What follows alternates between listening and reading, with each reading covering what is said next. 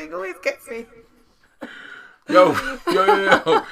It is Ezekiel and Sarah. And we're here today for another episode of Marriage Matters Live. Yes, thank you for joining us. You guys that have been here waiting around in the live, thank you. If you're joining us on the replay, thank you also. Yes. All right, we've got another one. As we do. Yeah, I don't know. Taboo, I don't know, kind of stickler, challenge. Well, I don't know. I think this one is a bit of a thing where people are going to be like, I don't know, does it really matter? Kind of thing. Boy, I think it matters. So tonight, we are talking about, what are we talking about, sis? Leadership. Leadership in marriage. So, yes. Last episode, we spoke about weddings. Do you need one? Is it important? X, Y, Z. And if you didn't watch that one, you got to watch it. It was so good. It was so good. You go around somewhere. Trust me, you're going to save thousands of pounds after you watch it, okay? Believe me, you will. You can easily tell what side of the fence my beautiful wife sits on when it comes to the wedding day.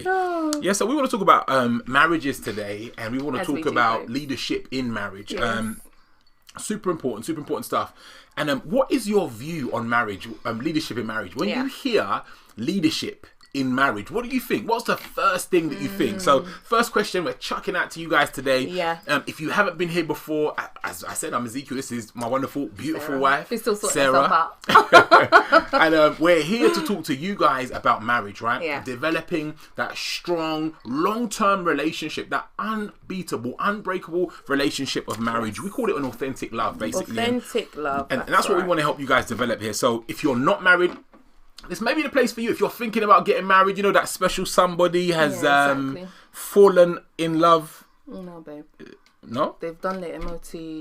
They know what they're doing. This isn't falling in love channel, people. Okay, so if that was an inside joke for the channel, guys. So if you know about that, go back somewhere along the playlist, the Marriage Matters playlist, and you'll find falling in and out of love. You know about that, but if you're not married yet and you're kind of interested in that, look, this is the place for you. We want to help you. Ask the questions you should ask before you get there. Think about the things you should be thinking about before you get there, so that you can have a successful union, right? Successful union. I don't want your hair in there, baby. All right, cool. Look, our glasses are married to each other. Look at that. Mine's about to go. Our glasses are married. So, all right, cool. So, leadership. So, what do you guys think? Now, I'm going to come straight out of the gate with this, as I tend to. Not biting around the bush. My worldview, my perspective of life has a clear hierarchy and clear distinction in terms of leadership in marriage and how it stands. But as I said, you guys tell us, what are your thoughts towards leadership in marriage? And what do you think are some of the very first things that people will come out with when we talk to them about marriage and leadership and that kind of stuff, Sister says? Well, probably, I think in the ideal world, I think that, the minute I think of leadership in marriage, I think of the man taking the lead, leading his family into a good place, providing stability, providing comfort, financial security, and again, love, good intimacy, taking the lead in a lot of the areas in the relationship. Is what I think. 100%. And what comes to mind. The thing is, on that, I know already, loads of people are challenged by that. They're like, those, what is it?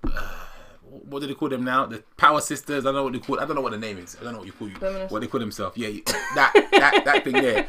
So those people there, that group of people there, I should say. So there's this mindset that's, hold on, wait.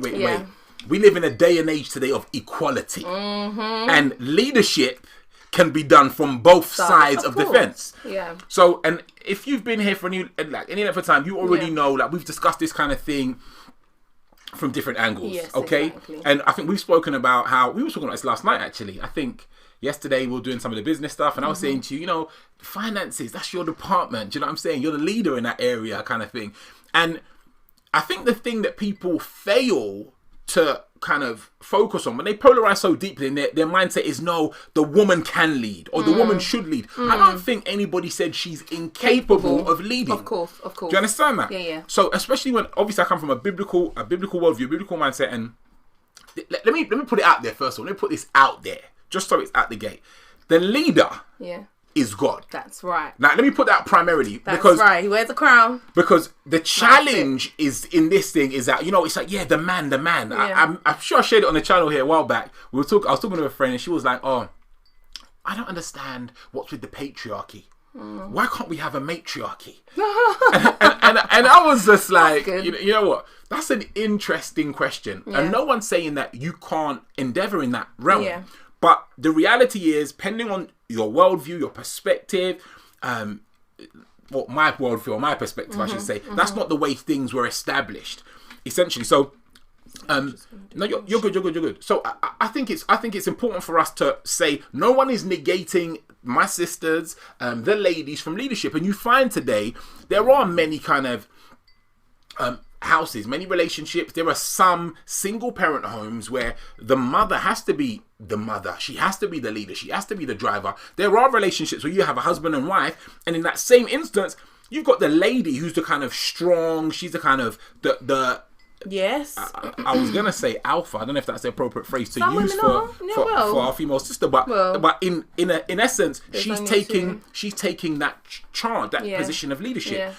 And how important is leadership in marriage? And we could break this down into so many different components. There are many spheres of life. And if I spoke to you about kind of your personality, your kind of personal development, we spoke about your finances, we spoke about your community, we spoke about rearing children, all of those things, how important is it to have a person or a point of leadership in that area? If we don't have leadership, then essentially if we don't identify a leader, then essentially there's havoc. It's chaos in essence. So just out of the gate, I wanted to say, you know what? My worldview, my perspective, 101% is that God, for us, should be the forefront. He should be the anchor. He should be the foundation, of leadership. That core pillar of leadership is God. Yeah. And I think that goes as standard. Yeah. For me, obviously, it's the same thing. God comes first, and I feel like from the female perspective, it's important to know that God comes first, because if everything is you're just obviously submission is key, but it's like looking to but you don't just want to you don't just want to look to your husband all the time. You have to have God there to support you, because there are some decisions that will be made in the home that you're gonna have to go to God with. Fair enough. Obviously, again, it depends on who's leading, in the home, because some men have to go to God with their wives, the things that their wives have put forward. But obviously for me, there are things that come up and I'm just like, okay, but I will still go to God for it, because I know that God has the final say in our relationship. So it's not, because, and I feel like I don't want to say start off too heavy because there are situations that will arise where you can argue back and forth. You can argue back and forth about the decision that your spouse is making, or the decision that your spouse wants to make. And it can be very uncomfortable for you. You might not agree with it. It's not something that you're used to. And it might cause a lot of problems within the marriage, this particular decision that's about to be made. But then if you take this to God, if you take it, if you go away, you pray about it, you really seek the Lord about it, the Lord will give clarity. And if that decision is not to be made, if your husband or your wife is praying, that will then come to light. And whatever, instead of disruption coming and adversities and the worst happening, God can prevent that from happening when the husband goes and prays and the wife goes and prays about the decisions that are going to be made in the home.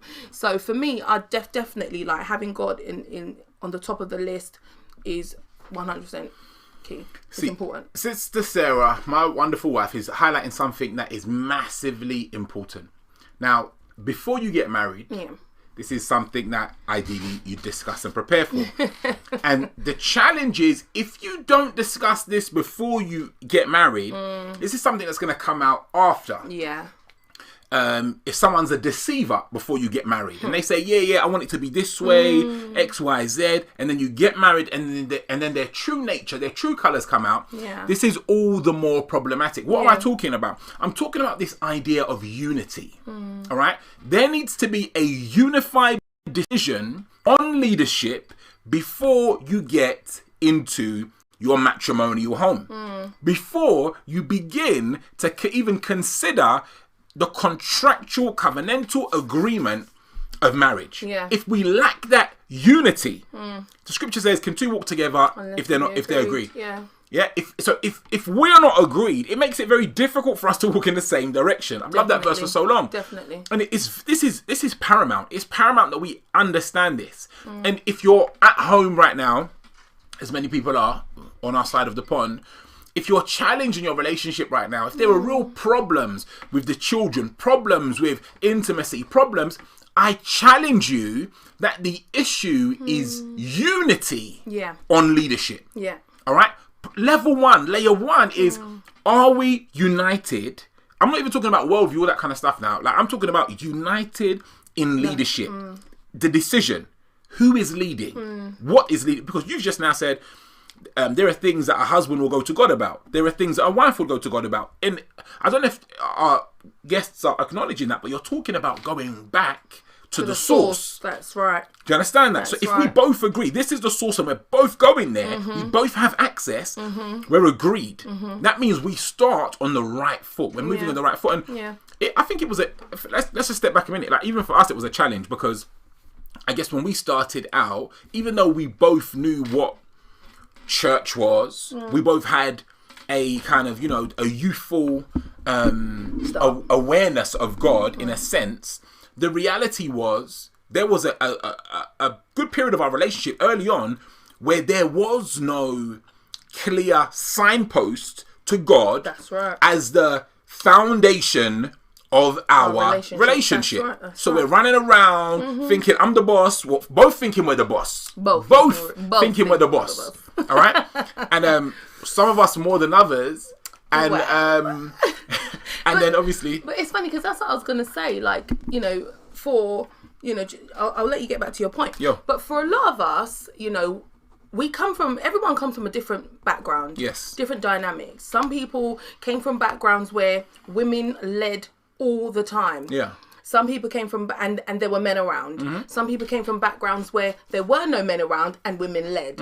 Some people came from backgrounds where men led, women were around, but they just were in the background. Yeah. So we all come from different, dynamics in growing up. So obviously that then takes a major role on how you move forward when you enter a relationship, and that's why for me, I have to make make it clear that as I've matured now and as I've grown in my walk with God and everything, God is the main source. But like you were saying, that's not how we started out. We absolutely started out, pretty rough. Yeah. So obviously, 100%. And I wanted to come to that actually. That's one of the next phases I want us to touch on. I think what's important is that we are clear. We are clear on the fact that we are either united in our decision or we are divided in our decision. That's right. And we don't advocate dating at all, but obviously during that process of two people dating, I guess that's where some people think they can feel the other person out, and you get to experience one way or another. The challenge is during those phases. You're actually you actually do more damage than good, in essence. Yeah. So two people are dating and they're trying things out without counsel, without direction, without structure, lacking that unity, and this causes problems. Yeah. I feel this causes problems, basically. So, that's powerful. One of the points I wanted to make was, and you've alluded to it already, so let's just jump on it and go forward. Yeah. So, what are the examples of leadership that you've had? That's right. What are the examples of leadership that you've seen? And I want to just be real deep today. Obviously, remember, I want you guys to always remember this is a safe place. Yes. We're here. This is what we call the safe zone, all right? Yes. And here, we want to talk about the things that maybe you won't hear people talk about, the way that we'll talk about them, so that we can get solutions, all right? I mentioned to you just a moment ago, consider your own house, all right? Now. Are you in trouble right now? Are you challenged right now? Are there problems at home right now? What I want you to do now is ask yourself, or even ask your spouse. Turn to your spouse and ask your spouse. You should be watching this together, by the way. You should be watching this together. And if you have the opportunity, please grab him or her. So I want you to turn to your spouse and ask them, so who was the major influence of marital leadership that you saw when you were younger? Because those kind of discussions open up realities that help you to see deeper into your spouse. I'm talking to married folk right now. This very moment, I'm talking to you married couples. Because if there are challenges, and look, realistically right now, so we hear there are a lot of challenges in relationships right now, many challenges. And I want us to begin to fix those things. All right, standing on the word of God, we are able to fix these broken situations that we find ourselves in. So what I want us to do is just have these conversations. Ask your spouse, who was the major influence? How do you think that affected you? Was it positive? Was it a positive effect? Or was it a negative effect? And if you can answer those questions honestly, you're on the way. You guys are getting a little insight into some of our coaching sessions, right? So you're on the way to getting a resolution. You're on the way to getting insight into your spouse, and some of the way they answer questions will actually help. Yeah, I mean, even just hearing you asking that question. Yeah, I don't know about you guys watching, but didn't that just kind of make you feel like, oh wow, like really? You know, as you were saying it, it was just like. I'm asking myself. I am asking myself the questions, and it's making me think. It's kind of taking me back a little bit. It's kind of like making me remember my childhood and all that kind of stuff. And I feel like these are definitely the type of conversations that couples need to have, especially when they find that things are not really working out right now. You know, when things aren't really working out, when everything kind of seems like it's not in order, it's upside down, you know, it's those are the good times to sit down and say, you know what, hon, I think we need to talk about stuff. And you know, if your spouse isn't really so willing, it's just asking a question like that. Yeah. How can your spouse not answer that question? You know, if you sit down and say, you know, hon, like I might have never asked you this before, but who was the main influence in your life when you was growing up, like marriages, relationships and stuff like that? And again, that opens the door for conversation, which a lot of couples are probably not having. You know, even right now, a lot of couples are not even having those deep conversations because now everyone's at home, everyone's in each other's space. It feels like we're talking all the time, but there's talk on a surface level, and there's talk on a deeper level. So I just think that question is just it's really powerful. I appreciate that. Thank you so much. I think like another thing that we need to consider is the enemy of your marriage. The enemy. Now we can all personally be the enemy. We're talking about leadership, guys. Yes. We can all be the enemy of our marriage by having personal traits, nuances that are unhealthy. We've spoken, if you're here new, like you've seen us talk about toxic marriages. Guys, if you're here, just say hi in the comments. Let us know that you're here. Shout us in the comments. Yes, let me say hi. We're gonna get to your comments too. But just shout hi. Let us know where you're listening from, where you're watching from. If you're listening, if it's kind of just in the house somewhere and you're walking around, or if you're together as a couple, let us know, right? Yeah, let us know. Or watching with a friend, let us know. That'd be great. So look, the enemy. Let's talk about the enemy. The enemy of your marriage, the enemy of your progress. Yeah. These personal traits. So we all come up. As individuals, and we've spoken about so much of this before. We've spoken about toxic relationships, spoken about living in what do we call it? The phrase was dysfunction, living with dysfunction, and how dysfunction is inherited from parents to children. It ripples down. That's right, and we're kind of touching on some of that right now in terms of leadership specifically. Yeah. All right. I want you to think about your personal character, and I want us to think about this word called pride. All right. Now, the world presents pride like, you should be proud. You should be proud of yourself. You should be proud of your son. Proud of you understand? Everything. But the reality is, when you really examine what pride is, what pride is, and I'm here today, guys. This is me. From the biblical perspective, what we understand is that pride is essentially the thing that opposes what is true. I was going to say right. Yeah. So what is true? All right? Yeah. So you have truth, and then you have the opposition to truth, which can manifest itself in pride. Yeah. Now, this is what happens. You ask your spouse, who was the major influence when you were younger? And they turn and they want to ask you in maybe a disgruntled manner, why? Or can we talk about that later? Or I'm not really interested in talking about that. Or it triggers them because they have some negative emotional connections to the past. And this is important. This is very important. those of you, so I'm talking to the married folk, but so again, those of you who are in courting phase, you know, I say it all the time, like, this is useful for you guys as well. Definitely. Why? Because I say you must ask the hard questions when? Come on, those of you who know, when are we asking the hard questions? We've got to ask them early. We've got to ask them first, all right? First, second, third date. We want, want some of those hard questions asked. Listen, if they think you're a weirdo, then maybe they're not the one for you. If they think you're a weirdo and they answer your questions, listen, you're on neutral ground. So you're edging in the right direction. If they answer your questions because they understand the value of those, then you know you're in the right place. Exactly. All right? We have to ask the hard questions. So you may get a kind of proud response. Look, it has many flavors, many facets. It may come across in a particular way. And you find there's resistance. Myself and one of my brothers, my younger brother, we always talk about resistance. And this is really important. I think understanding that resistance to that authentic love, resistance to that marriage of your dreams will present itself. But we need to understand pride is a factor. So pride may be a factor in the terms of that question. Pride may also, this is the big one, be a factor in opposition to leadership. Do you remember when we were talking to Grace some time back? And this was a good few years ago, and she said, "Oh, Mum, I always thought you were a feminist." Do you remember? Yeah. And she was in school at the time, secondary school. I pulled her out and homeschooled her, but it was too late. And obviously, you know, going to a girls' school and seeing your mom as this kind of strong, kind of, I don't know, supportive, just empowered woman of colour, you think that, you know, this is I know what she stands for. Like, I've got my mum, she checks the box, checks all the boxes, but. When we had the discussion, go ahead. No, just when we had the discussion, I was like, listen, don't.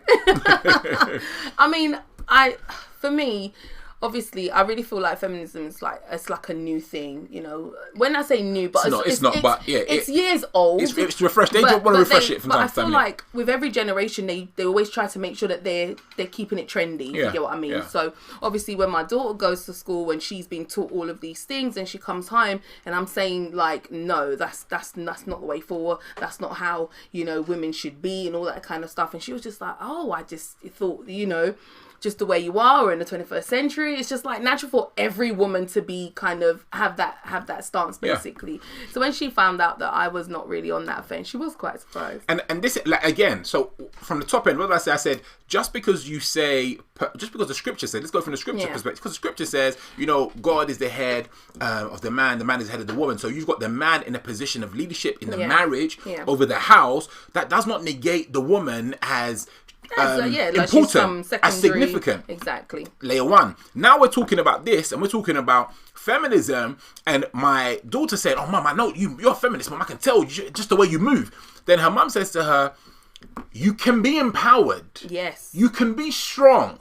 You can be liberated from, you know, the slavery mentality."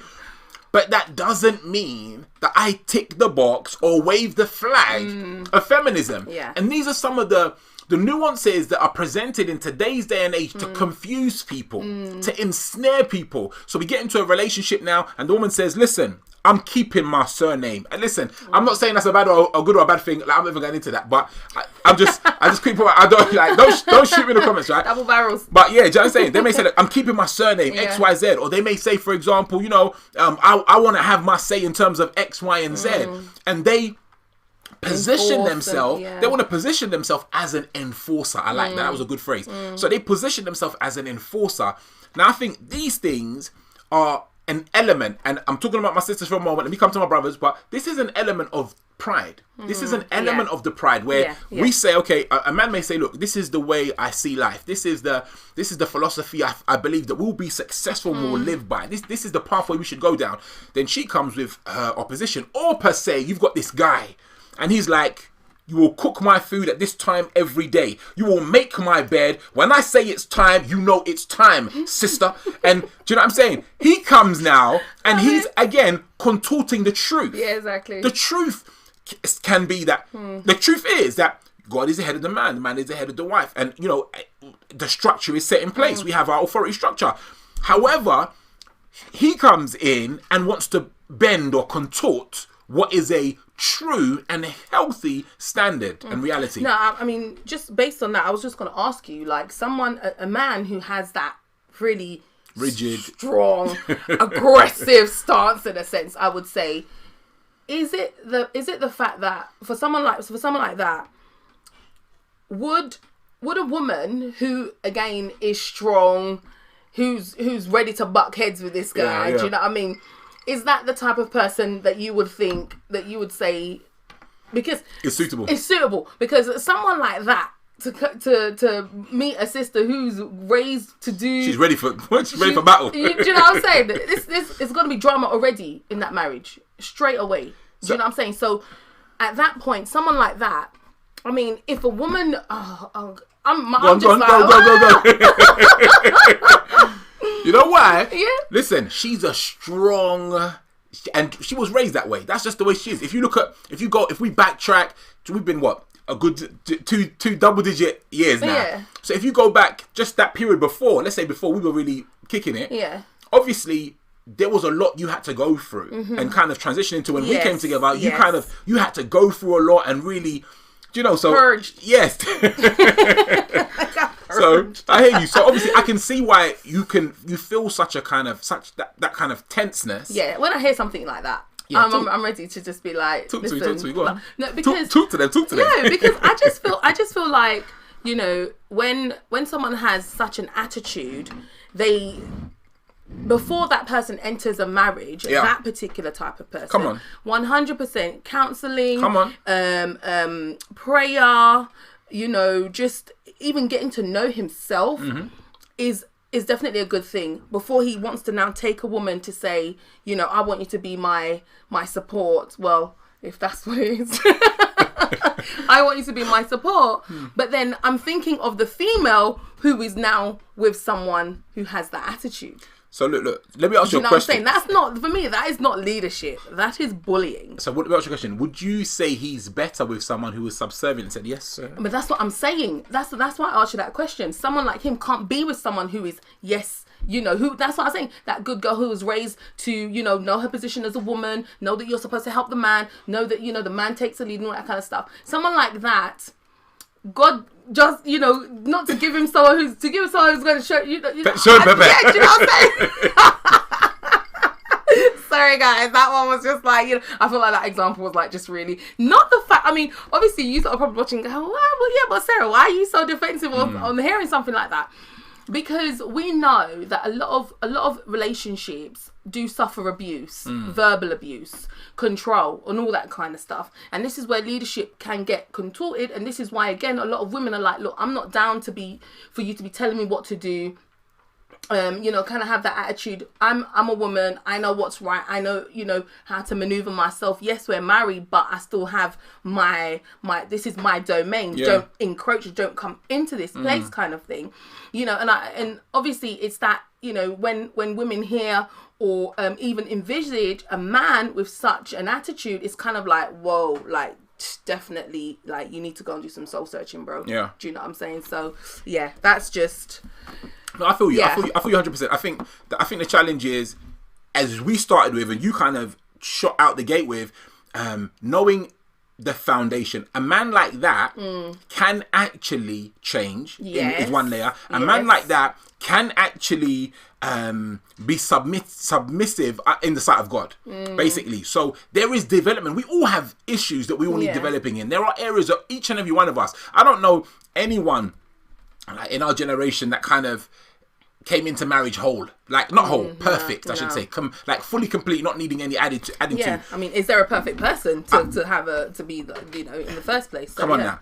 I've spoken to numerous men, and in speaking to them, what I've come to understand is that marriage actually enables us to develop beyond the levels, beyond the stages that we have developed ourselves. I'm talking about proactive men who are focused on developing themselves personally, focusing on career goals, focusing on spiritual development, focusing on having a vision and goals to raise children and affect community. Yeah. So I'm talking about men like that. I've spoken with them and I've heard them categorically talk about how you spoke about the purging you went through kind of during our process before getting together and while being together in the early stages. And it's kind of like that for men as well. We find that we're developing and being strengthened, being challenged in a way. Like I've said it before, like Sister Sarah can challenge me in a way no other woman on the planet. Like she knows, like you know you go to the ATM, yeah. Look, you go to the ATM, yeah, and you put in the buttons and then the money comes out. It's like she knows how to put the buttons and just pull certain things out of me. And it's just like, listen, it's like I give God praise. Do you know what I'm saying? It's like, and I'm sure it works both. It works. It works. Yeah, it works the same. Vice versa. Do you know what I mean? But it's one of those things. So, listen, let's stick to the road. Yes. So, we're talking about pride, right? So that element of pride comes in, and it's a challenge. And what I'd say is, I wouldn't say specifically she needs to be a kind of a submissive woman. Yeah. And I wouldn't say that it would be firecrackers necessarily if he meets another empowered woman. Yeah. If that empowered sister in Christ has the mentality and the emotional intelligence to engage him correctly, amazing things can happen for him in his life because he's met her. Yeah. And this is what we spoke when we talk about marriage. You know, we talk about this kind of coming together, this union, not just like, so I work on myself, you work on yourself. We come together, we work on each other, and then what happens? Our children come in and we begin to affect our community. And this is the kind of thing we're talking about. When you get together with the right person. When you've got the right leadership, God is at the forefront, and we're structuring things in that appropriate manner, change comes. The kind of change that you don't get from kind of just trying it, just trying to work it out, trying to make mistakes and thinking, like, hoping that you're going to get there. It's like it's a totally different ballgame. So I'm going to let you come in. So the only other thing I wanted to say is this. So a core part of this leadership, getting leadership right, is humility. And we're talking about humility in the sight of God. All right, we're talking about humility with respect to our spouse, basically, and those things take you so far. They do. All right, they do. The scripture talks about God gives more grace. He gives not just grace, but more grace to those people who are humble. And I think when you think about that, like in marriage, you need some grace, and you need some more grace as well. So when the children come along, you need extra. Before that as well. So I think that's a reality that a lot of people kind of overlook, and what they don't understand is that. Your flesh is challenged in marriage every day. Your carnality is challenged in marriage. We have some of the most fun times. Like I said to her sometimes, I think that it's not fair. Like it's not like the fun is not fair. Like I'm telling you, I'm saying it now. She knew I was gonna say it, but and when the scripture talks about the wife of your youth and that kind of stuff, it makes sense. I'm telling you, it makes sense. But we need to ensure that the structures are put in place accurately because anyway, let me not go back there. So the reality is humility. So there's an air of humility that needs to be inserted from the get-go. Watch this point, right? So when I spoke to you about asking hard questions, the person who answers that, all right, answers that with a hope that answering this question will develop what's going on here. That's right. That person's humbling themselves. That's right. The person who asks the question, knowing that they could be seen as a weirdo or foolish or stupid, is asking that in humility. Asking that, lowering themselves, saying, you know what, this is the right thing to do. This is the truth. This is the way I'm supposed to approach this. And if I take this step, this will lead to success. Think about when you're married folk. Think about when you're in a relationship, you're with your spouse and you have beef. There's arguments. It's heated fellowship, right? When you go through those moments of heated fellowship, how difficult is it for some of y'all to come and apologize? First. I mean, listen, I'm not saying they said it, but listen, my daughter's all 19 now. I've seen this with her. She's come up, we will go through something, and then I might come as the parent. I want to lead, and I will come and sit her down and to begin to discuss with her, and I might say, maybe I didn't do this right, I apologize. Then after, you hear, sorry, Dad. And it's like, isn't it? You could have come and apologized to me first. Yeah. And some of us are like that in our relationships. Yeah. Especially when you feel like you're the authority. Okay, come on. You're the authority, so technically, you're not in the wrong. You might have some, you might be in the wrong a little bit, but you're not really in the wrong. It's for the other person who you were trying to correct, and all that kind of stuff, who wasn't heeding to the instructions you were giving them for them to come and apologise, when realistically that's not always the case. You know, so yeah, I think that's such a key point, and I think whether you're right or you're wrong, whether you are the authority or not, that's right. We need to progress forward. That's right. We can sit and camp on this for weeks and weeks. I'll never forget. I was talking to a guy one time, and he said, "Yeah, you know, when him and his wife have issues, essentially they cook their own food. What he meant is he doesn't let her cook for him. So he'll come home, cook up his dinner, make it, sit down, and just be like, yo, so you know I can cook, innit? I've got the powers to cook. I won't be, do you know what I mean, held hostage dependent on you cooking. And it's like, how many days will that go on for? How many weeks will that go on for? And it's like, obviously they've got their little play ways that they work things out. Yeah. But the reality is, how long do we want to begrudge our spouse for? We want to come early. We want to, I say, when we're talking to couples about this, coaching couples, I'm saying we want to forgive fast, forgiving as quickly as possible. This is something you want to practice. That's right. When you're hurt, when you're burning, when your flesh is saying, you know that she did this, or you know that he did this, you want to learn to forgive as quick as possible. You don't want to fester. You don't want that thing to be talking to you. You don't want that to be an opportunity for the enemy to come in and steal what you've got. All right, we're talking about leadership in marriage today, guys. Leadership 101. So we've spoken about unity so far. Now we're just really touching on pride and humility. And these are key factors to ensure that you're driving in the right direction when you're together with your spouse. Cool. Good. Go for it. No, I just wrote a few things down regarding like leadership for me. And one of the first ones I wrote was misunderstood leadership. Come on now. Like, you know, again, I feel like this topic is very mature. It's a very mature topic, and it's not something that, you know, should be taken lightly in a sense, because naturally we expect, you know, in society they make it out like men take the lead. You know, men are leaders and all that kind of stuff. But then women are also leaders in their own right. That's right. Okay. But then when it comes to understanding leadership in a marriage, once you've left that single world and you've joined unions with someone, I think like that's when it can become a bit of a challenge, because you've got two people, they've come from two completely different worlds, and they've come together and they've both got their views on leadership. But then it's now bringing those two views together in order to make it work, you know. So if couples don't really understand what leadership is, they're going to struggle. So they're going to struggle with submission. They're going to struggle with compliance. They're going to struggle with pride. They're going to struggle with, you know, when it comes to making decisions and things like that. And there's always going to be a fight. You know, there's always going to be that fight. And I truly believe, like, especially in a marriage, this is where one of the major problems arise and occur. This is why a lot of people get into, you know, divorce and things like that, because, you know, there's supposed to be a unity in marriage with a lot of the things that relate to the marriage, whether it's finances, health, raising the children, where you're going to live, what ministry you're going to attend, and all those kind of things. But then when people, you know, when couples are kind of like, oh, this is your department, that's my department. This is your area, that's my area.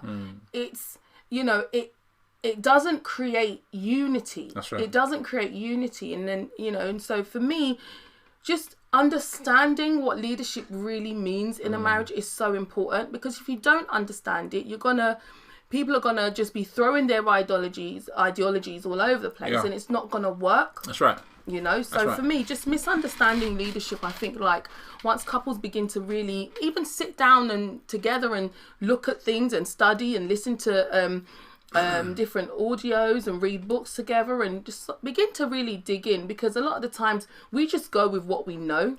We enter into marriages with what we know. A lot of people haven't really spent the time to grow, to learn what marriage is about. Come on, they just powerful. Get married, and powerful. They just keep going. You know, they just keep going with what they know, what they've learned, what they've watched, what they've heard. What did mum say? What did dad say?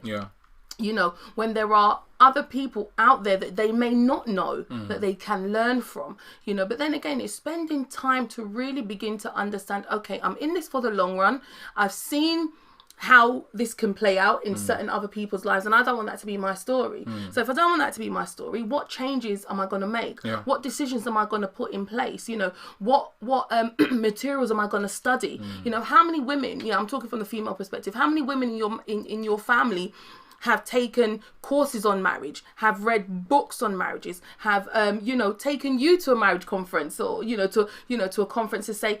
A lot of people are not doing that. Like you would normally say invest. You call it investing in yourself. You know, like how many people do you know around you that are investing in their marriages? You know, and I really feel like for me that's like a massive thing, because some women might misunderstand that strong man's way of leading and take it completely wrong.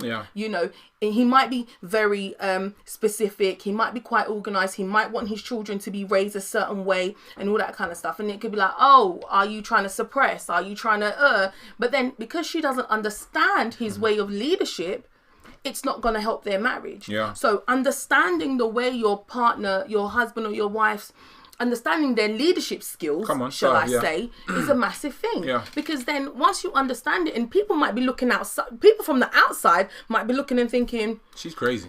He's crazy. Yeah, like why is she putting up with that? Whereas the wife already knows, this is my husband's leadership skills. It's working for us. When we shut that door, it works. You understand? So as long as, you know, when people begin to understand that, it doesn't really matter how it looks and what people are thinking outside, because you know your house is in order. But then it didn't just get in order. You know, the husband understood the wife's style and the wife understood the husband's style, so they made it work. But not understanding each other is a massive problem. That's powerful. And that's what I think.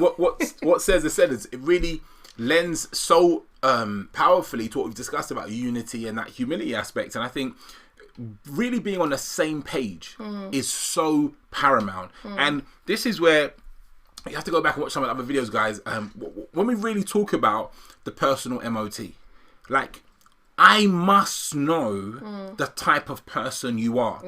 Now that happens in two ways. Experientially, all right? So I step on your foot and see how you respond.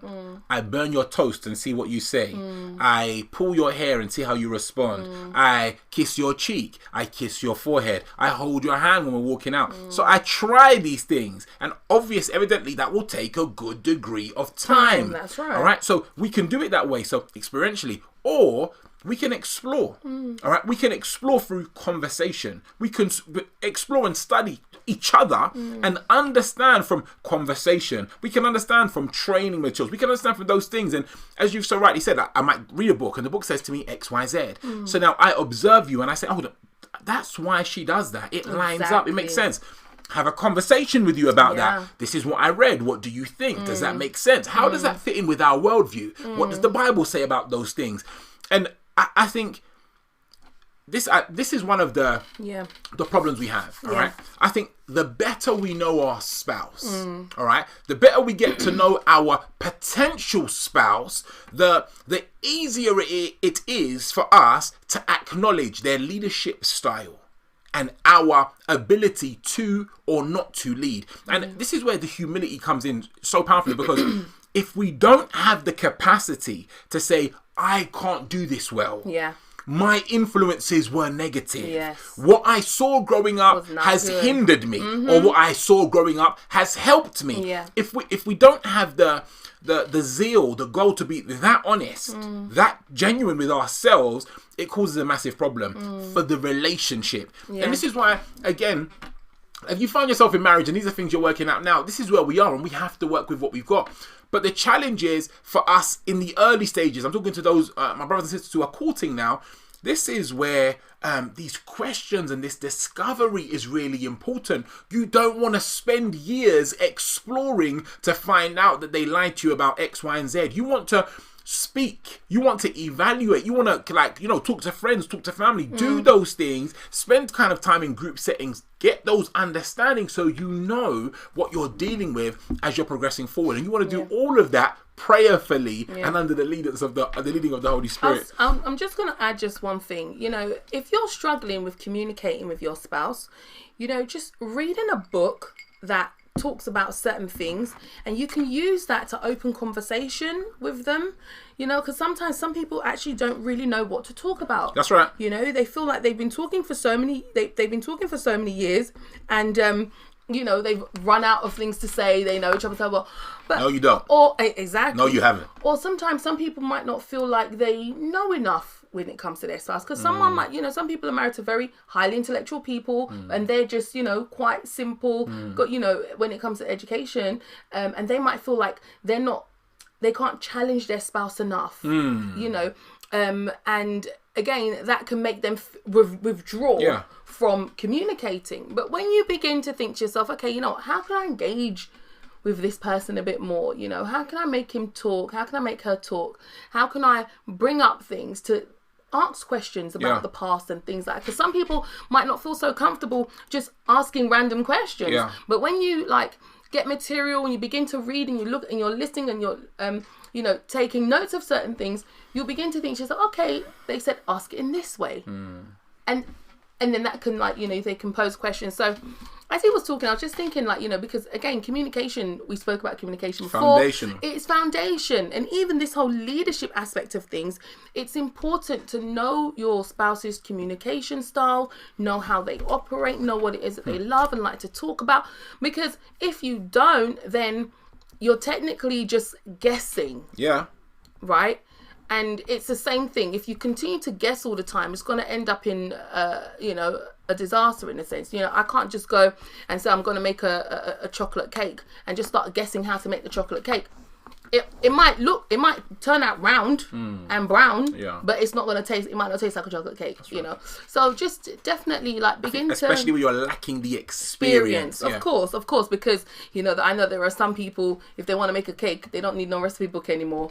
They're just going to get that cake done. But, you know, finding ways to communicate with your spouse and beginning to learn their, you know, their ways and things like that. If it doesn't come naturally, you have to figure out other ways to do it. You know, so I thought I'd add that.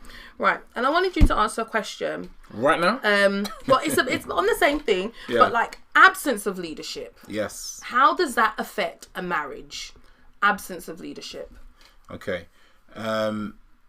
That's a powerful question.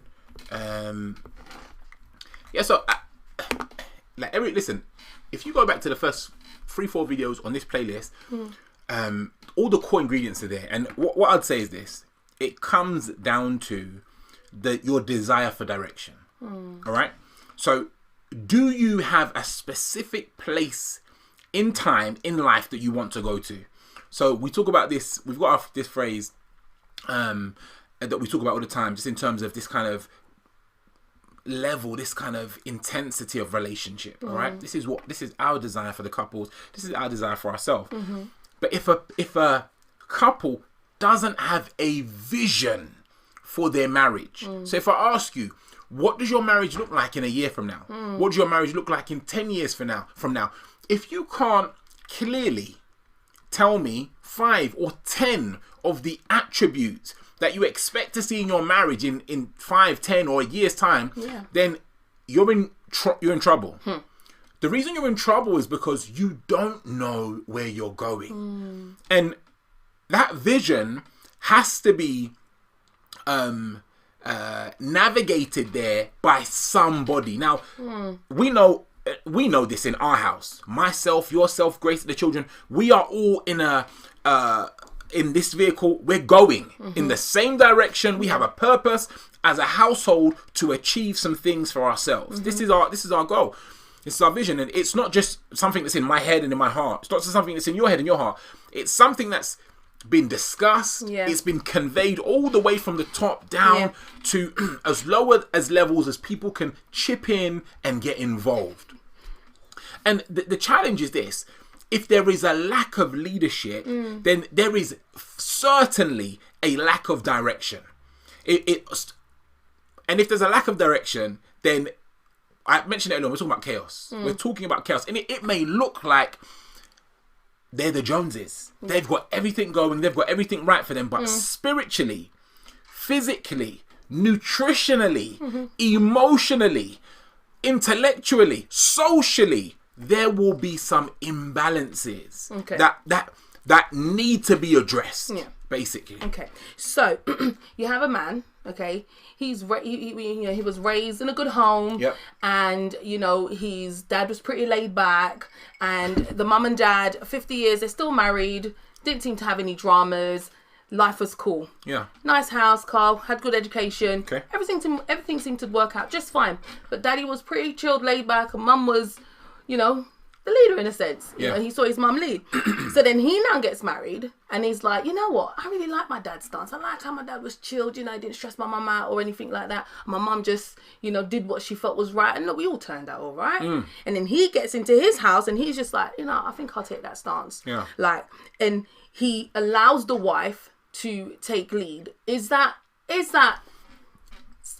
something wrong with that? Like, is that a bad way, or not a bad way? So is that not a good approach, or is that fine because it worked out fine for him, his mum and his dad? Do you know what I mean? Because some people, don't always want to, or might not have that personality, or they might marry a powerhouse of a woman in a sense, and she's good with organisation, she's good with planning, she's good with money keeping, and for him, that's the life. He just has to be a husband, be there for his kids and all that kind of stuff, and life is sailing through. What's wrong with that, in a sense? Like, should he now change up to be like, honey, take a seat, it's my turn, but he doesn't even know how to. Do you get what I mean? She's putting me on the spot today. You guys seeing this here? I'm asking questions. I'm usually asking her the questions. She's chucking it back at me today. And please feel free to answer those questions in the comments as well. If feel free. Feel free. We want to get your view. We'll be reading them. All right, so my thing is this. I feel like it really comes down to what their vision is. I said it a moment ago. So I can't tell another man that his house is dysfunctional. I won't say that to him. But would you say that's dysfunctional? No, listen. If you asking me in terms of my worldview, yeah, okay, my perspective, in terms of my perspective of life, in terms of your perspective, I think things should be structured slightly differently. Okay, like it's an amazing. If you have a woman, as you said, who is a powerhouse, if you have a woman who's a powerhouse, I think that's amazing. I think that's amazing. Like the support you're gonna get, that all of those things are wonderful, and we need those things. We need our men to be strong. We need our women to be strong. We need We need to be skilled. We need to be wise in our approach of life. Yet if you're asking me if I felt that was an appropriate way to have my house ordered, I'd be like, no. Sorry, that's not going to run around here, basically. Yeah. So, and the point is this: what was the goal of his parents? And if they achieved their goal, to be married, happily married, raise their children grow up and be decent people in society. And if that was their goal, and they feel as though they achieved that, then kudos to them. And if he wants to have the same thing that they had, then kudos to him. The reality is this: I feel as though each and every one of us are called uniquely for a time, a purpose, and a season. Yeah. And I believe that if we apply ourselves the way that God has called us to be applied, myself, Sarah, yourselves out there, if we all apply ourselves the way that we were uniquely designed to be applied in the specific situations, with the specific people, in our specific environments, listen, there is nothing, nothing that can compare to the results that we will get in that environment. And it's a challenge sometimes. You made a good point. And again, listen, I can see the faces of men I've spoken to who have said, it's verbatim, exactly what you said. It's almost as if I've told you, but I don't believe I told you that. So, but it's powerful that you bring that such an example, because that is the life of many people. And the truth of the matter is, what you've described, not so much in the characters, but that is the pattern of life that we know. Our parents do a thing, we adopt it, and unless we get information from elsewhere, I say this all the time, I've said this to the church for years, all behaviour is learnt behaviour. Yeah. And it's important that we understand that, because if we're trained at home, subconsciously, and we don't even know we're being trained, we go out into the world and we live those lives, we're being trained at school, in college, and uni, we go out, unless new information comes in. So we spoke about Grace. We would never have told Grace that she's a feminist.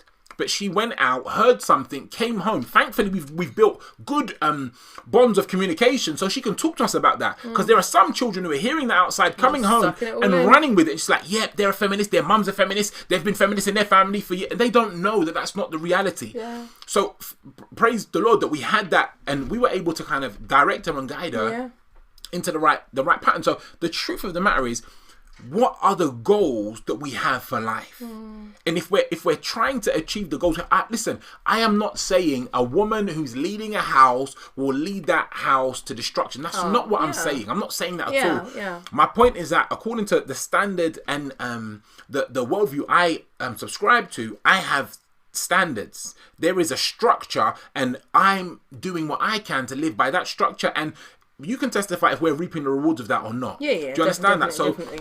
my thing is, it's easy for us to sit in the back seat and be pulled along, whether male or female.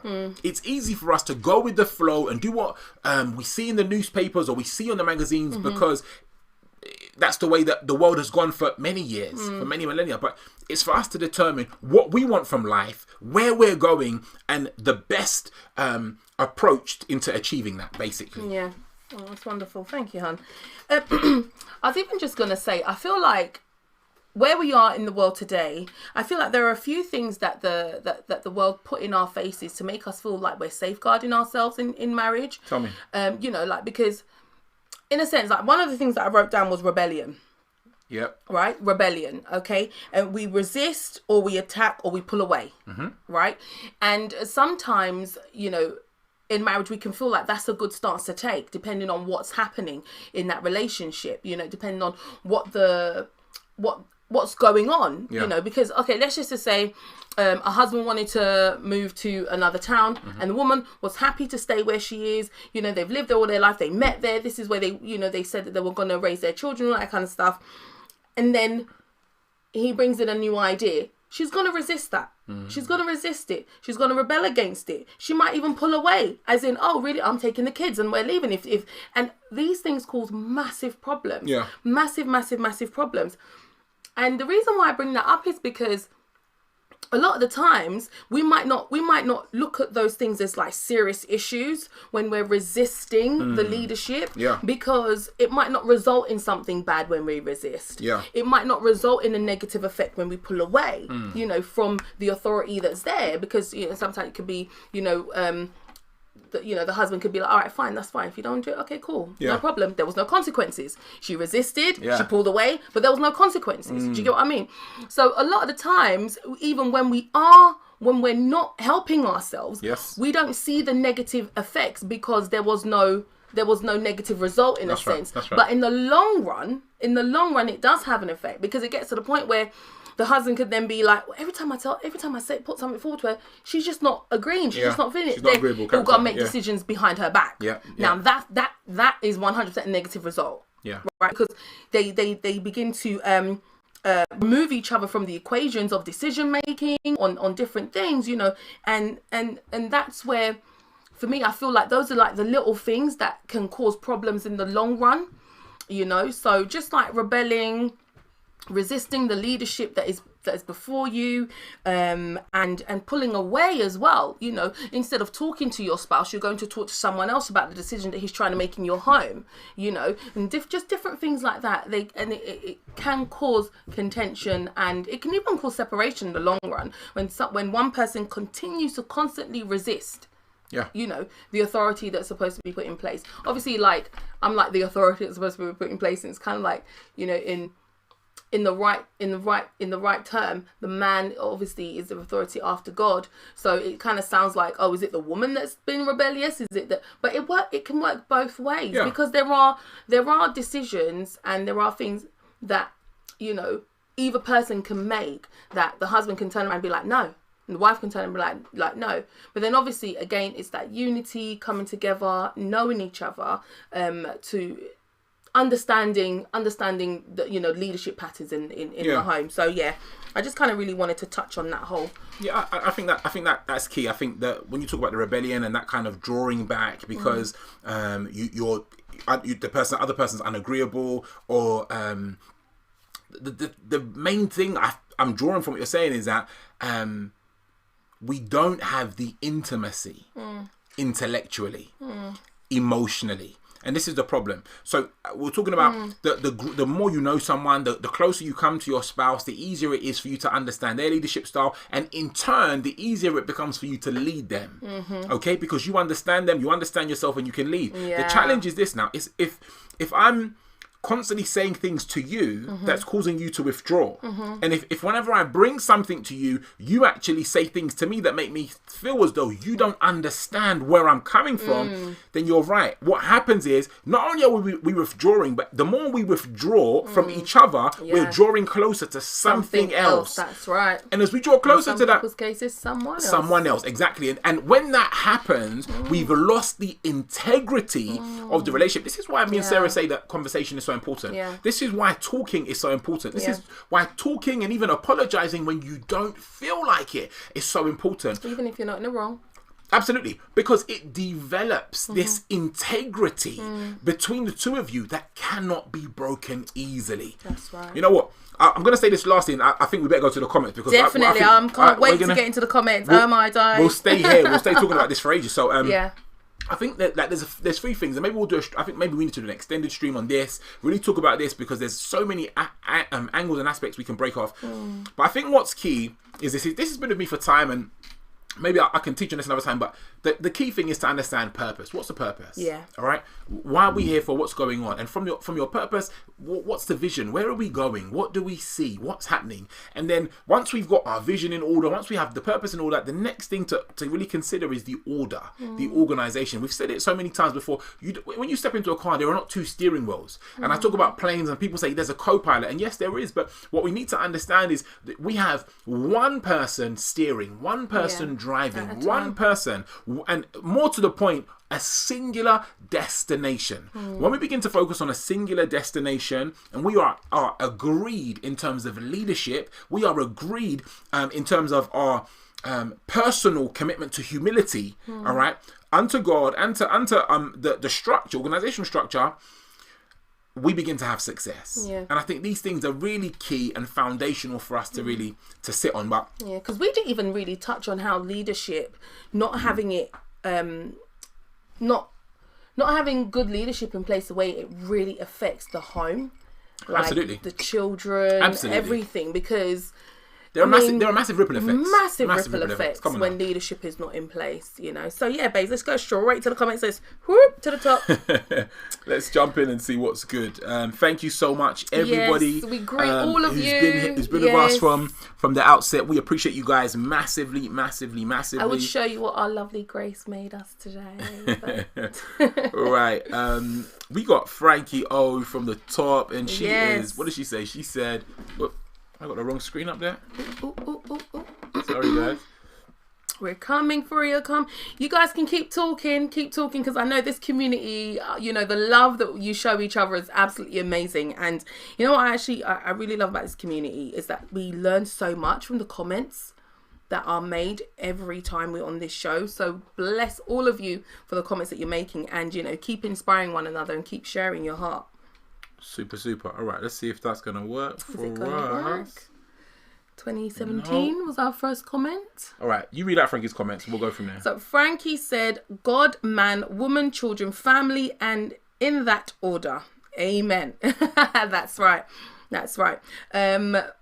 Women need to pray for their partners, to seek God for guidance, to have a great bond with the Lord, to walk with the Lord always. Back him in prayer. Do not use your strength or judgment. This will only make him run away from God, become prideful, thinking his ways are best, and be so far from God that the presence of God will not be able to be in the home, causing destruction. Wow. Listen, please go back and read the comments that Frankie's made here. They're so powerful. If you don't back the man in the home and cover him in prayer, the house will not stand. It takes time, but God will show his mighty power at the right time. Amen. Wow. Amen. Sister Frankie, thank you so much for sharing that. That was so powerful, so heavy, full of so much good nutrition, because you know what? For those of us who do believe that God first, man, woman, children, in that order, this is so key. Because, I mean, it's my responsibility as his wife to pray for him, to cover him in his going out and his coming in. And it's also his responsibility to pray for me in my going out and my coming in. And you know what? it just continues to show unity, because unity is not when we're together, hun. That's and right. people see us laughing and, oh, look, everything's nice and it's in order, or they come and visit us and everything's fine. That's just the outside That's part right. of it. Listen, we've got a whole stream about that. But it's the inward part of it that is very, very important. And then, you know what? A lot of people think that it's what's on the surface that keeps and upholds, but it's really what goes on in the background. You know, in the most parts, depths of a man and a woman's heart that sustains their marriage. So, Frankie, that was absolutely amazing. Thank you. That was beautiful. God bless you for that. Then we've got. Z says, hi family. Benjamin, he sends a wave. Benjamin says, it's a bad thing, bro. Benjamin also says, must tell up my name. Take up my name. Must take up my name. Aha, right, that's right. That's right. About the double barrel. No, but truth say though, what's like even if, as long as, what's wrong with double barrel? Like, in a sense. You want us to have a whole stream about that now? No, but I'm just saying, because double barrel's like secondary in it. It's like Sarah, but it's what's at the end that's most important. So I think it's for me personally, it's choosing not to let go. You know, the scripture talks to us about kind of leaving a house and joining another house. So you know how we stand as a house by itself. Yeah. And I think when a person says that, it's in essence they're saying they don't want to let go of what's gone before them. They want to hold on to that and take that with them along. And I think it's different cultures. It's different in different spaces. But you know, I just heard like insecurity. Unsure. Sometimes it's like that. Because when you think about it, if someone does have a double barrel name and anything kind of happens, it's fine to just quickly change things because your name was always on the papers. Yeah. Do you get what I mean? As in like, I don't think that's a good look, but no. Ivan says, we center power dynamics with our relationships on money. It dictates the whole in our relationship. Yeah, I think that's a powerful point, and this is the challenge with this: is too many of us are misguided and misdirected. And when we talk about this power dynamic, and we're talking about money, we need to ask where that came from. So this is if we're raising our children, or if we are raised as children with the right mindset, then I think this is not a frequency. Well, just want to happen as frequent, basically. But we need to really develop and be trained appropriately, accordingly. I think Ivan's got another comment there, yeah? Yes. It says, we fail to realise the spiritual dynamics at play because we are encouraged to believe that there's no difference between men and women. And I think that's powerful. And I'm not only want to preach to you guys right now, but when we look at the scriptures, you know, the scripture tells us clearly that God made man in his image. He said he made them male and female. So, you know, man is actually male and female. But when we start to kind of progress into these latter stages of life, then people want to confuse things a lot more. And there is validity in the man, there is validity in the woman. Yet there is a divine authority structure that we need to adhere to. Yes. We can really go deep on that. So thanks for that comment, Ivan. Thank you, Benjamin. Thank you, Z. Thank you so much, Frankie, for your comments so far. Ivan said, we are not vested in the head and body reality until children. It is then the woman take on the role as the church and the man as Lord. Such is the presence of God, but that's not Christianity. Listen, you know when those powerful statements just keep you like, and well said. Thank you very much. Frankie said amen to that comment. That's right. Z always says communication is key. Thank you guys. I appreciate your comments greatly, honestly. Absence of leadership. Yeah, so absence of leadership is more than two children on a playground. No more. Oh, excuse me. Is no more than two children on a playground. The scripture tells us, it says, when the blind lead the blind, they fall in a ditch. And I think this is something we need to be super mindful of. We spoke about it earlier on, and one way for me to learn about you is to make all the mistakes along the way. I could take counsel from God, read the scriptures, and understand my position, your position, our value to each other, and how we can make a successful impact in our house, in our community, or I can learn as I'm going along and try and figure things out. And as you can see from this comment, it's just really play. And we experienced much of that in the early days. Yeah. So we spoke about that about 3 streams back. If you want to know about how we tough it out. So Z always says, Ivan, I like the analogy. You get it right there. Ivan says, thanks to Z. Ivan says, I was trained to understand that all children mimic the mother hen, meaning we all lean on, if not follow the example witnessed in our father and mother. This is absolutely true, man. That's right. We've said this, I think we pointed to it earlier on, that all behavior is learned behavior. Yes. It's something that I've been teaching for years, and I think it's very, very important. The scriptures is clear in this. We see this in life on a regular basis, and Ivan's really knocked it on its head here powerfully. And I think that's why it is so important for leadership to be a major presence in the home, because then we're leaving this impression on the younger ones, you know, how to lead, absolutely, how to be how to have a presence.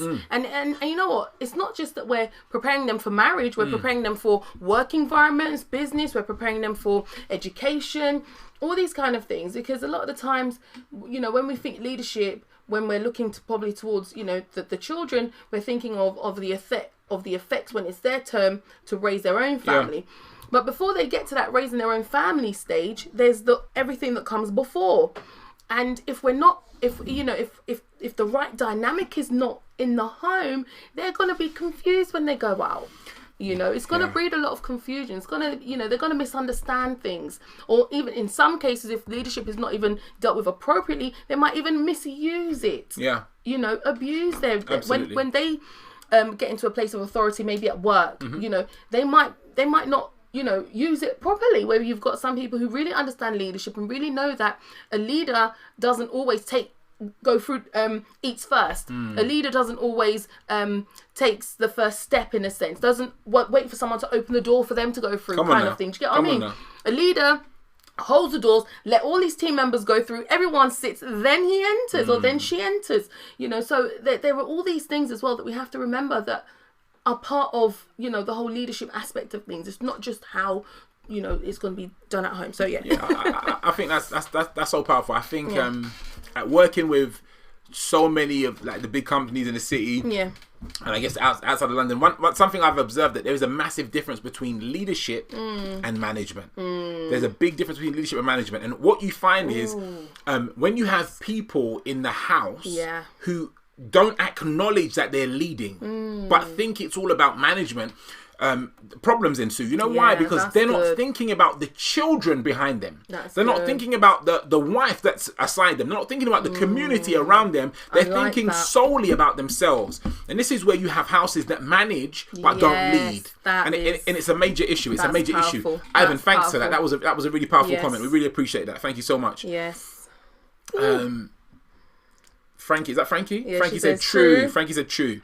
Ivan. Then we've got Ivan says, at God Life, when it comes to the answer of what is the vision of your marriage, because we do not objectify what serves as an ultimate goal, answering that question becomes scattered. I think that's true. And again, this is where people don't have a clear structure, clear perspective of life. So Ivan's earlier question was talking about money. So people objectify money and they focus on kind of money. This is the direction. This is, you know, this is success. This is the win. And when they don't consider some of the things we talk about on this stream, we've spoken about in other streams, they don't consider their community. They don't consider a legacy plan. They don't consider the spiritual foundations of life. They don't consider what you spoke about at the beginning of this stream, God as being the head, the husband kind of the head of the man being the head of the woman. Because they don't understand that divine authority structure, it becomes very difficult. And one of the things that I like to talk about, and I don't know if now's the time really, but it's really about focusing on the natural. There's this saying that people have got, and they say, you know, you're so heavenly minded that you're no earthly good. And I promise you, anyone who is truly heavenly minded is more earthly good than anybody else. And this is the problem that we've got. People have a misconception, a misconstrued view of life. They think life is their mobile phone, their social network, the likes and all of that kind of stuff, maybe their job, money, as Ivan mentioned, and then some of the trimmings around that. Yeah, do you understand that? Maybe driving a nice car. And this is the problem. When we have a clear picture, and look, I've got to reach out to my people that are courting right now. This is really important for you guys. It's really important before you get into that marriage state that you really evaluate the values of the person you're engaging with. I've spoken so much, and I have to impress this so deeply. When we're talking about your worldview, this is so key. Yeah. And it's not to say that before you get married, their worldview needs to be perfect, but you need to be on the same page. In fact, you need to be 2 leaves from the same book. Ooh. Because if not, you are heading for major destruction and disaster. Thank you. So, this is important stuff. Ivan, you got the juice today. Thank you so much. We appreciate you. Z. Is that said a late? A laid-back man can't work for me. My mum was the leader, and it worked for them outside. And it worked for them outside looking in. But as an observer, my mum resented him for that. My mum was the visionary. It really affected. Let's go. I'm going to come back. She said it really affected negatively her relationship with her dad and trusting men. There we go. Yeah, she said she had to teach herself to trust her husband to be and allowing him to lead her even when it's uncomfortable and feels so insecure. And I think that's really powerful. And that's a situation I feel like for a lot of women. Talk to us. In a sense, because I've completely understands Zeke's point of view, and it does take women like us a lot of time to settle in our position, in a sense. And I don't know if Zeke's still on, but when you see something going, you quickly want to take the lead, because you're just kind of like, that's our natural. That's what you know. Yeah, that's our natural reaction to take the lead. But then we have to grow to that point where we're like, okay, let's kick back. Let's allow him to do what we need to. And again, it's just building trust and being secure with the husband that you're with, in a sense. So thank you. That was very powerful. Powerful. Could relate, man. I think Ivan said thanks to Frankie. We didn't miss you. Yes. Then we've got Nazma Chowdhury. She said, I think if a man cannot lead, at some point the woman will lose respect for him, making him unattractive to her in general. But it is nature. Our biology is different. That's so true. Yeah, I think so. Especially for a woman who needs that, that leadership. Yeah. If you come and you're doing, oh, darling, it's okay, you do it.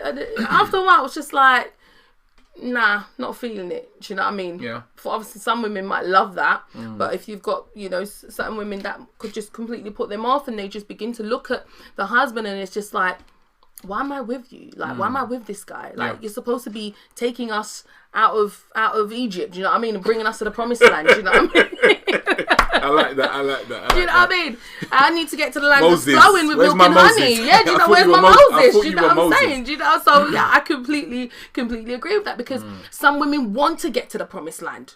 Do you know what I'm saying? A lot of families need to get to the promised land. And in order to get there, that leadership needs to be in place. Yeah. And when it's not in place, there's only 2 things that's going to happen.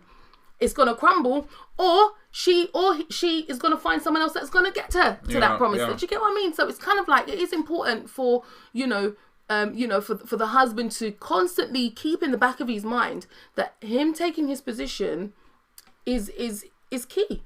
It is key. I think. Thank you so much. Thank you, Nazma, for the comment. Thank you, Nazma, for that comment as well. I think what's powerful here. I think that comment and your comments also kind of open up this idea of the importance of emotional and intellectual attractiveness.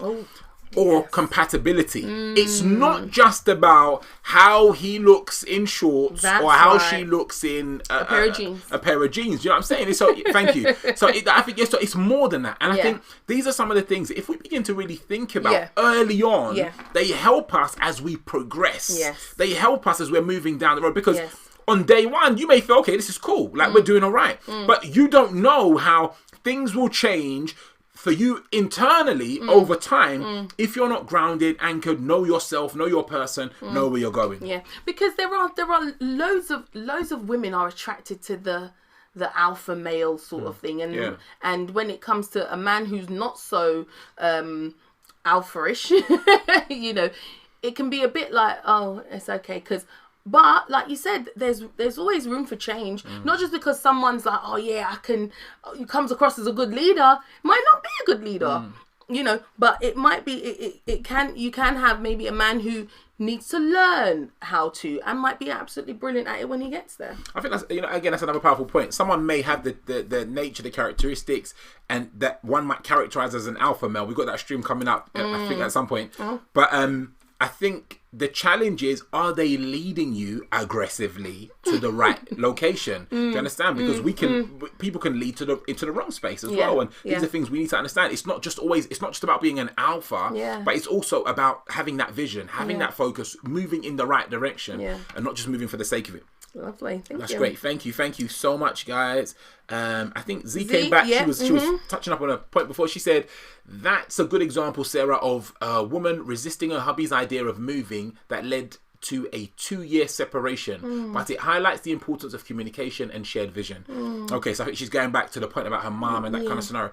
These things are vital. The vision is key. All right, this humility, guys. If you're joining the stream now, you do really need to go back to the beginning, kind of like watch the first 20-30 minutes where we really talk about some of the core components, the real key components to having appropriate leadership, an appropriate leadership structure in marriage. It's really important. Thank you for that, and I thank you for your candidness, Z. We really appreciate that.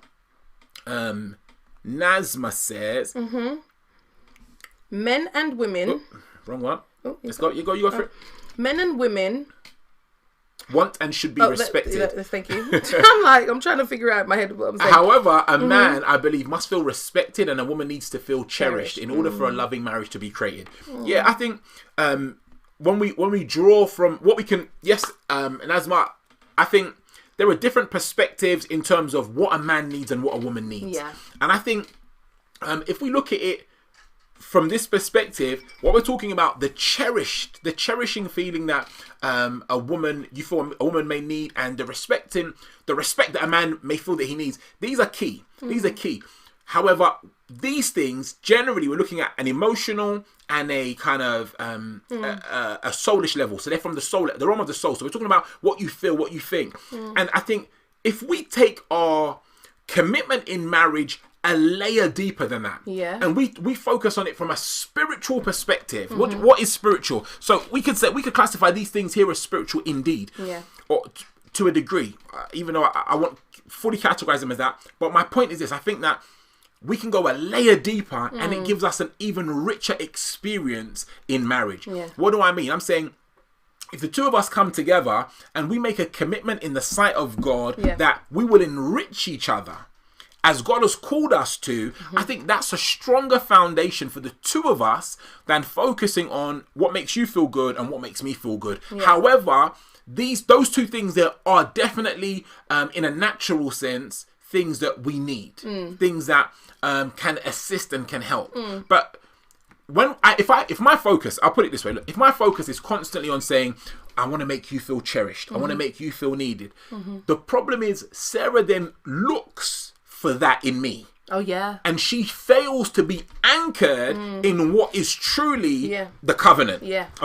And then when you pull that from under my feet, it brings instability to you. Exactly, it's a done deal. And the deeper layer than that is, we're not really looking at God as that foundation. So it's like, respect me, you be cherished. A man of God once said to me, I was serving in a ministry at a time, and this chap said to me, he said, the leader of the ministry, and he said, a man or a minister should never demand respect from somebody. And there were a lot of different things I learned in that ministry, but that was one of the core lessons I took from him. And you know what? It's true. When you saw the master, Jesus, walking around, he never went around and said, respect me, respect me. Yet, based on his conduct, based on his attribute, person, you wanted to be with him. You saw something in him, and I think this is the layer that we need to get to in our relationship, where it's not just because he does, she does, or I'm focused on serving you in that way, you serve me in that way, but we understand that as we both look towards God, there are things that we will do in humility for and to each other that will enrich us both. So that was a powerful comment. Thank you so much. Really appreciate that, Nazma. I mean, even when I read that, I just thought to myself, I actually want to get, it needs to be that a husband and a wife get to the place where they respect each other and cherish each other. Absolutely. Like that should be placed on both. Husband cherished and respected. Yes. Wife cherished and respected. Absolutely. Not like one for the other. Absolutely. This is what it is. And I think that's what I feel I kind of know where that derives from. Yeah. And we see it commonly maybe the emotional woman, and she needs love, and she's gentle, and she's Yes, the weaker vessel. Absolutely. And it's like there's this kind of psychological perspective there, and this kind of emotional perspective. And we see this in studies regularly. And this, when they want to decipher, they want to discern the difference between a man and a woman. These are the things that they bring it down to on a regular basis. And although they are important, I would say they are not foundational, basically. But great comment. Thank you so much. Thank you. Let's go. Is that Kat Johnson? Kat Johnson, yeah. Mm-hmm. Hey, Kat Johnson. She says, agree with @ZUE. My dad passed away. Her dad passed away during her childhood, so she's grown up with a strong, independent mindset. But having older brothers and sisters, she's learned different levels of leadership. Amen. That's powerful. And I think, again, guys, listen, I really appreciate you guys that being here, acknowledging this as a safe zone, and really sharing these realities and these truths are so important to us. And I'm praying that you guys sharing these things, helping not just myself and Sarah to convey what we're trying to convey to you guys, but other people who are here to fully acknowledge what we're trying to draw from this. So thank you, Kat. Thank you so much. Yeah. Z says, trust is a big thing for leadership to be executed, even in the most of doubt. In the midst of doubt. Yes. Like, trust is foundational, and if we can't get trust right, then it's highly likely that everything else will go wrong. I always say to people, like, you trust. There are certain things you can't buy in the shop. You can't go to the shop and say, "Give me 3 bags of trust and a packet of love." You can't buy them over the counter. They need to be developed. Yeah. And once they're broken or they're gone, like we're in real. There's real challenge. That's a real challenge, and God can heal these things, but there's real challenges here. So we need to value these things extremely. Trust is not a game, it's not a joke, and it's not to be played with. We're broken. Nazma Chowdhury says, a strong woman can be led in marriage as long as there is no abuse, etc. But in general, a woman willing to be led by her husband is a strong woman. Right. Allowing your pride to fall to the side, bigger picture. Now, this is what I'll say to you. She's giving you the clicks. This is what I'll say to you on this. This is such a rich comment here, guys, and I want you to really take note of what Nazma said here. This is why. Serving with another minister in my younger days, and there was a lesson I learned from them. The lesson was this: it was true power, and this was something that the pastor Robert Danso was using Jesus to exemplify. And he said, true humility. True humility is power under control. Oh wow! True humility is power under control. Yeah, and what we understand from that is that just because I sit down doesn't mean I don't have the power to stand up. Preach. Just because I'm quiet doesn't mean I don't have the power to speak. But we live in a day and age today where everybody feels as though they're entitled and they've got the right to do A or do B. But this is really key. When it comes to the union of marriage, and this is really drawing from what we were speaking about about humility. Yes. And that is such a powerful comment. Thank you so much. I appreciate that. Thank you. I appreciate that. Ivan's back. Ivan said at ZUE, yes, trust is the hardest thing to develop because it demands investment of time and energy, and so it is the highest treasure of a marriage or relationship beyond money and status. Listen, he articulated that extremely well. I was trying to say something like that, but you see, I haven't got it out the gate. So thank you, Mr. Ivan. So it says, but when it comes to trust, it must be coveted because once broken, it's broke, and there is nothing you can do to restore it to its original state. So you heard Sister Sarah say this as I was talking about trust earlier on, and she's just kind of muttered at the very end, and you're not to break it.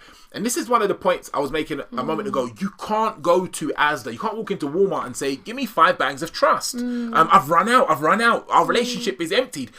It doesn't work like that. And when we can conceptualize the value of trust, listen, trust is more important than money. 100%. Trust is more important than money, but there's such an imbalance today in the perspective of spiritual things versus natural things.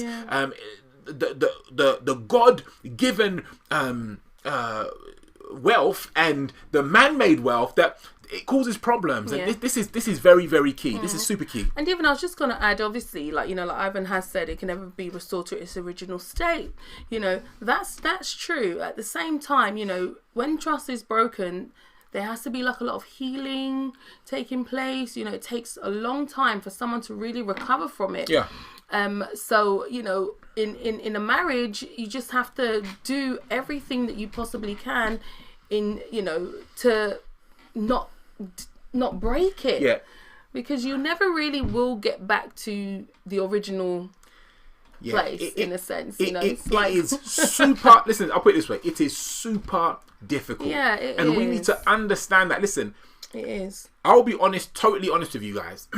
I have seen Jesus, God Almighty, legitimately heal people in their relationships, from some of what people might perceive to be the gravest travesties. What I want you to understand is that getting to that, you don't want to get all the way broken to come back and be healed. That's right. So it's important that we acknowledge this here and now. We acknowledge this, that trust is not a play game thing.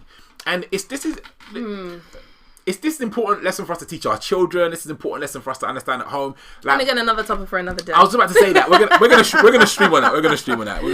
Yes. Is that Frankie? Oh, is that Ivan again? Yes, Frankie. Okay, Frankie says, this is why we need to pray and ask God to be present in our home. If both give up, then things will fall apart. Absolutely. That's right.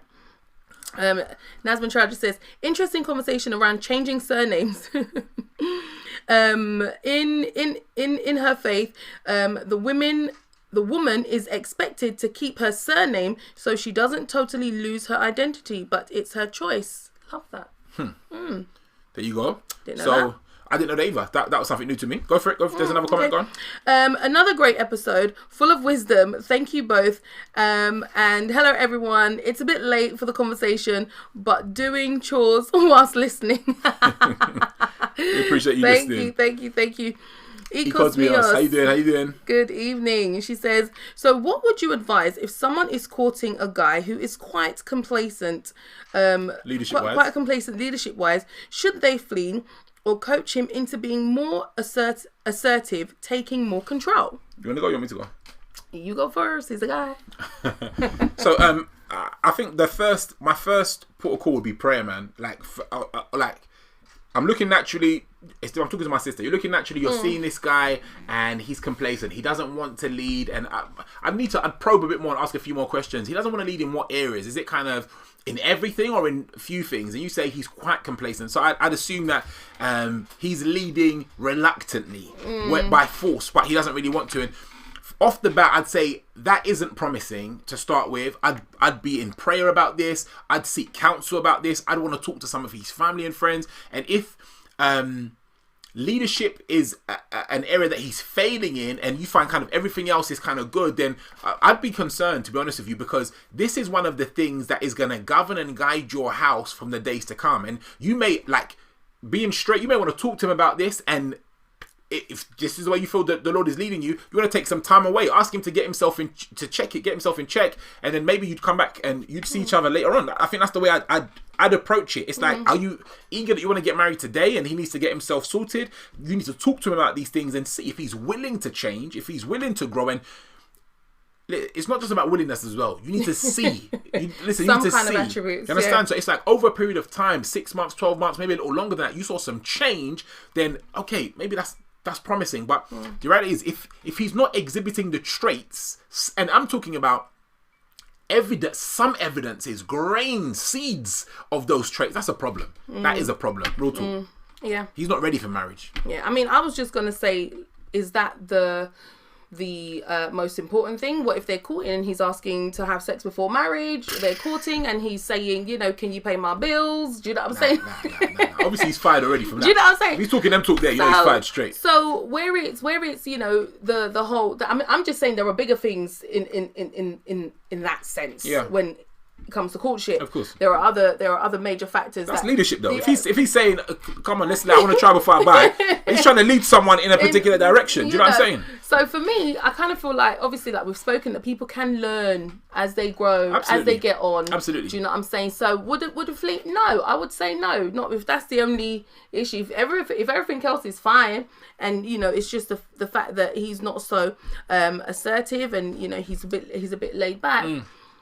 That's his current situation now. Watch me test that right now. Is that what you're going to tell Grace?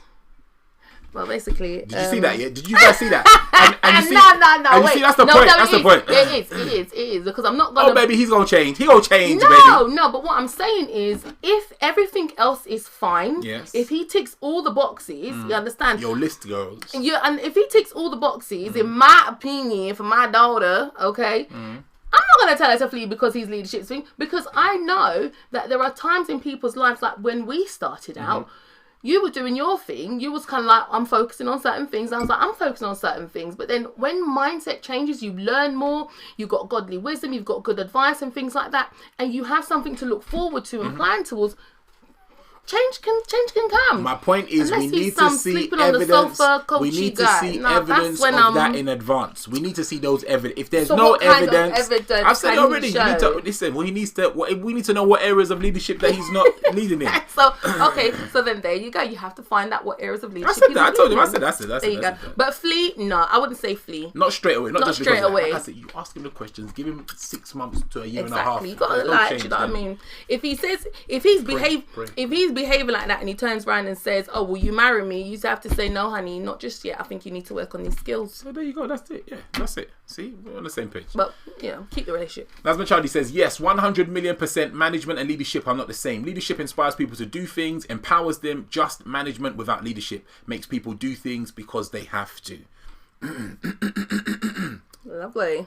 She says, respect can never be genuinely given if it's demanded. That's fear. Respect is earned and given freely. But you start off with respect as a foundation in all relationships. Basic human decency. Come on now. That's right. Trust is earned. It takes a while to earn it because your actions over time is evidence that you can be trusted. That's right. It can take years to earn, but can take a second break.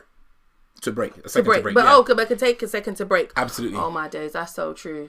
Yeah. Oh, that's how it goes. That's so true. Ecosmith says double standards. Yeah, haha. No, like I said, no. She said, so stay till the mindset changes. That's what says. I've never said that, girl. Look, I don't know. I'm just saying. I haven't met someone like that. So yeah, I can only guess. Look, listen. There needs to be. I've said this for weeks. Like for the last 3-4 episodes, I've been saying this, and it's important to have the evidence. We need to see something. I'm not saying stay to the mindset change. Level. Listen. Let me go in. So number one, you want to pray. Start praying immediately. So the person doesn't exhibit the leadership abilities that you need to take you to your successful location. You're praying, Lord, I can't see it. If there's something there that I should see, help me see it. Lord, I'm not sure if this is the right direction. Give me a witness. Minister to me. That's stage 1. Stage 2, hard conversations. Hello, Mr. Man, Mrs. Man. There's or Mrs. Woman, sorry. That's the African, innit? Mrs. Woman, there's a challenge. We are going somewhere. I don't want to ask you in 7 years' time why you've not led us to the destination after we're married. So today I'm asking you, where are we going? Can you take us there? Do you have the capacity? Yeah, but what if that young gentleman turns around and says, sister, I don't know right now. My friend, I'm not thinking about that right now. Bye-bye. I'm just thinking how I'm going to buy you this house and how we're going to raise the kids and... No. Cool. See? So no. No, we don't wait until mindsets change. No. So listen, we will encourage that. Yeah, and obviously be patient. He might say, okay, he needs some time. Give me some time to think about this. Let me go. He wants to pray. Hallelujah. That's the right thing to say. He goes away. He wants to seek counsel. Hallelujah. We're in the right direction. He goes away and he comes back and says, you know what? He's acknowledged the training that he had, the family he came from, X, Y, Z. This is the way that they did things, like you said earlier on. And now he's decided that he wants to make a change, and that change will effect basically. So this is it. Queen Bee laughing out loud. Ecosmia says, yeah, that's true. Prayer. Ecosmia says, followed by an honest conversation. That's right. Yeah. That's right. If you don't know, how you're gonna know later? If you don't know how you're gonna know later, it's true. But as well, I mean, obviously, we're speaking a lot about men taking the lead and being leaders and all that kind of stuff. I truly and honestly believe it's also the woman's role to be the helpmate that God has provided him. Yes. To help push him to be that leader, and that's and that's the challenge, because I can see your maternal nature. It's like yes. No, but I'm not saying mother the guy. No, are you sure? Ladies, am I saying? No, I'm not saying mother the guy. I'm just saying. Is she telling the girl to mother? Tell us. No, I'm just saying that, like, okay, so there's like we said, like we mentioned earlier, there's that wife. She grew up in a very female orientated driven leadership environment, and then her husband grew up in that sort of more relaxed environment where mum and dad sort of swing both ways, one step forward, one step back, kind of thing. So that kind of worked for him. So if someone like her marries someone like him, it's left for her to really, obviously there's prayer, there's praying for him, Lord, fix this guy because I don't want to intervene, but if fix, but she's also there to be like, hun, you know what, I can do this if you want me to, but I don't want to. I need you to. So I need you to go read some books. So she's driving him. I need you to go and take some courses. You understand? Yeah. Take it from our savings. Go and we can't just expect our men to just know everything. Okay, so do you know what I mean? There's two angles here. One angle, I don't know if you lot get what I'm saying, but I just feel I fully get you. Yeah, I just feel like we can't expect them to know everything. So we have to be able to help them. In the areas that they're falling short, we're there to help them. So, isn't it? There's a difference between.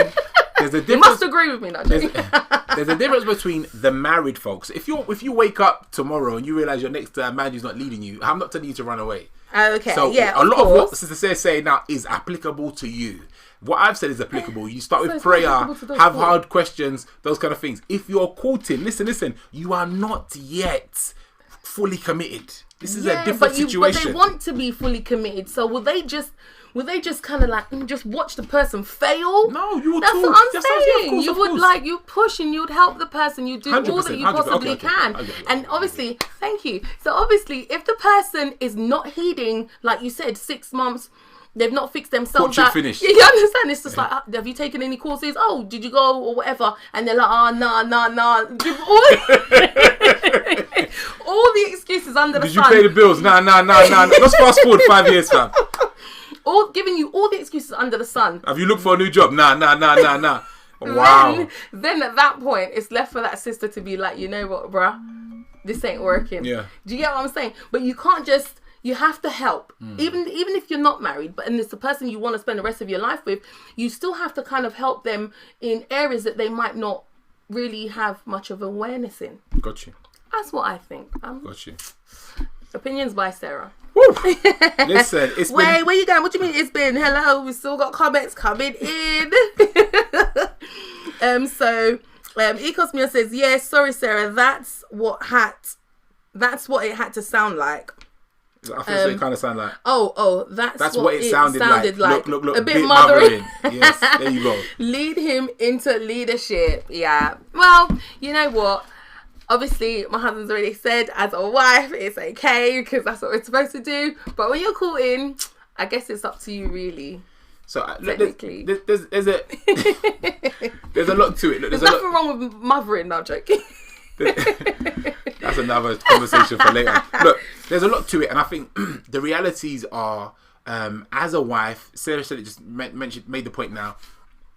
There is this term that we see in the scriptures, help meet, and it is that fit, that built for purpose. Let me use this language. It's a built for purpose support, basically, and I think that's perfect in marriage. Before you get to that space of marriage, we need to really be vigilant in terms of our evaluation. Yeah.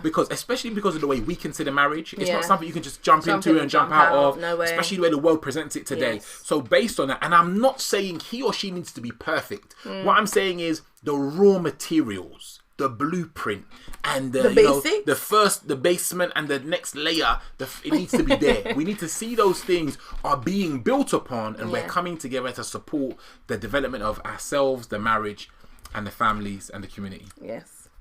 Are we good? You can see us as company. Yeah, nothing wrong with mothering your child.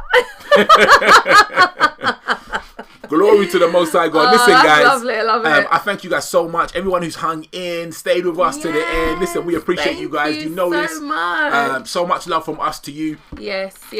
These conversations that we have here on the Marriage Matters playlist on this channel, they're fostered by your input. They're fostered by your support. We really need you guys to help us. Just kind of like these videos, share them around. Marriage, is a core proponent of what God is doing in communities. It's a core proponent of what God is doing on the earth. So we really want to see people in those successful godly marriages. We don't want to see breakdowns at home. We don't want to see separation. We want to see children raised in strong homes by strong parents who have a vision and a focus on God's plan for their lives. Okay? Definitely. That's yes. Yeah? Listen, I've been Ezekiel. And I'm Sarah. And we've been here today for another episode of Marriage Matters and Live. I can show y'all my brownies and my baby girl mate. So we are back. We're back in a fortnight. You catch us for some streams on Saturday. And if you're available to pray, we pray on Wednesdays at 8 p.m. on Facebook. So catch us there. Have a wonderful, wonderful evening. We love you guys dearly. See you soon. And subscribe if you haven't. Bye for now.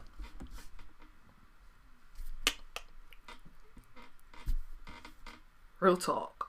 We ain't got that yet. Oh, we ain't got that yet? Oh. No. Okay. Real talk. Real talk. Oh, I love y'all. Real talk. Real talk. Real talk.